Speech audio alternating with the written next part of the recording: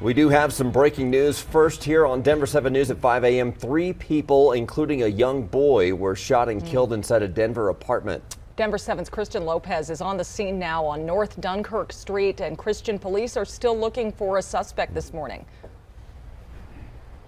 They are still looking for the person responsible, and you can see it's still a very active scene this morning as they try to piece together what exactly happened here. So far, no word on any suspect or suspects, but when police arrived to the scene here around 6 last night, they found that 3 people, a young child, a woman, and a man, had been shot several times.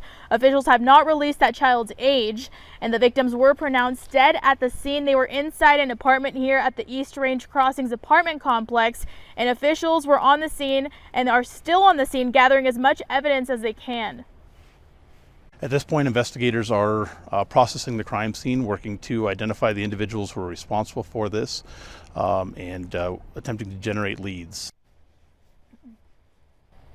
So officials are still working to collect as much information as possible. They are working to interview witnesses, and they're asking anyone with information on this to contact Crime Stoppers. I'm Christian Lopez, Denver 7. Thank you, Christian. It's been a violent morning. Also breaking from overnight, a woman is in the hospital after a shooting in unincorporated Adams County happened on Princeton Street off Highway 285. And we'll bring you more details this morning as we learn more.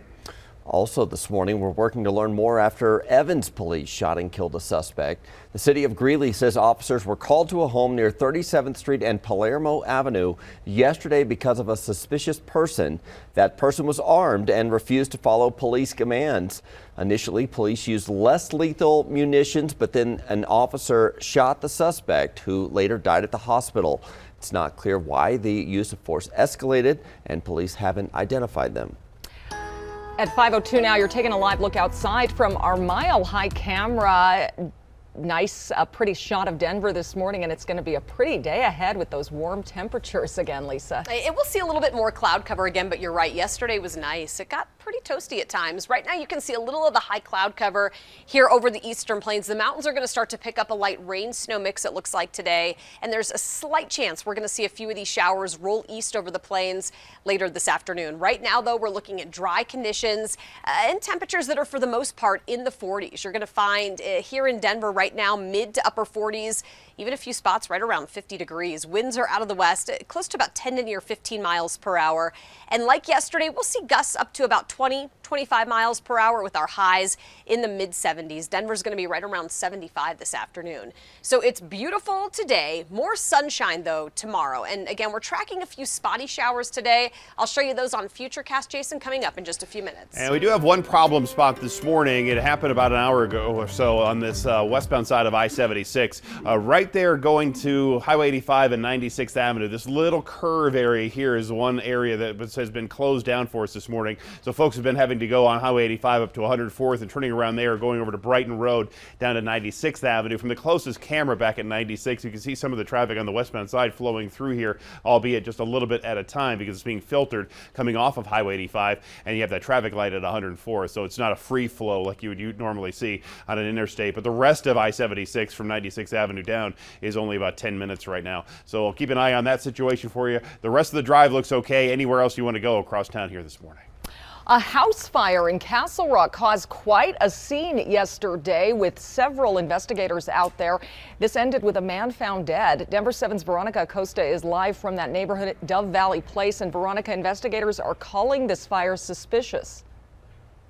They are, and sirens, helicopters, neighbors in this neighborhood, they heard it all when that fire started here in Castle Rock at this home that's right behind us. As you can see, still covered in that police tape, still an officer here watching the house as well. You can all see it here behind me. Now, some of those neighbors came out of their homes immediately to see what was happening. Others, as you can probably imagine, they were texting each other back and forth to see if anybody knew what was going on.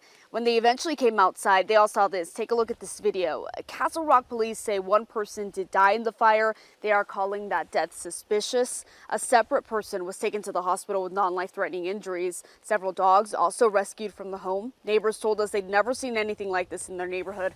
They were truly shocked. Everybody knows everybody. I know some of the people that live on this block, and so we want to make sure everyone's safe. And police say they're not only investigating the death of that person, but also how the fire started exactly. They say there's no threat to the public at this time. We're live in Castle Rock this morning. I'm Veronica Acosta, Denver 7.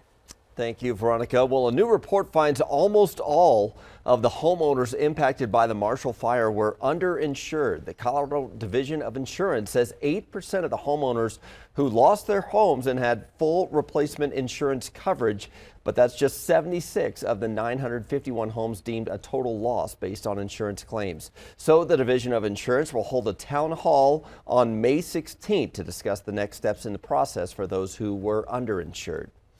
Officials say the investigation into a Monte Vista fire is expected to take several more weeks. 6 families were displaced in the wind-driven fire that grew out of control last week. 15 buildings, including homes, were damaged or destroyed. Fire crews are working to determine the cause. Investigators do not believe it was intentionally set, though. We have comprehensive 360 in-depth coverage on how prepared our state is for future wildfires right now on thedenverchannel.com. It is do or die for the Nuggets tonight. The team is back in San Francisco for Game 5 against the Warriors. If they lose, it is over, but the team has come back from being down 3-1 twice in the playoffs before. 2 years ago, they won their series over the Jazz and Clippers, and the Nuggets beat the Warriors twice at the Chase Center during the regular season, so we know it can be done. Tip-off is at 8 p.m. Well, turning to the Broncos now, running back Melvin Gordon is returning to the team. Our Broncos insider Troy Rank reported the 1-year deal. The veteran will pair with Javonte Williams in backfield. Gordon has scored 20 touchdowns in the last 2 years. Broncos quarterback Russell Wilson celebrated the news on Twitter, tweeting, 25, we got us a stable, let's ride. Gordon and Wilson were teammates at Wisconsin 11 years ago. They go back. Head coach Nathaniel Hackett once again on the field yesterday for day 2 of minicamp. You could see him grabbing a pad and throwing it at Russell Wilson as he was going through passing drills. The coach also lined up at running back again. Pretty good.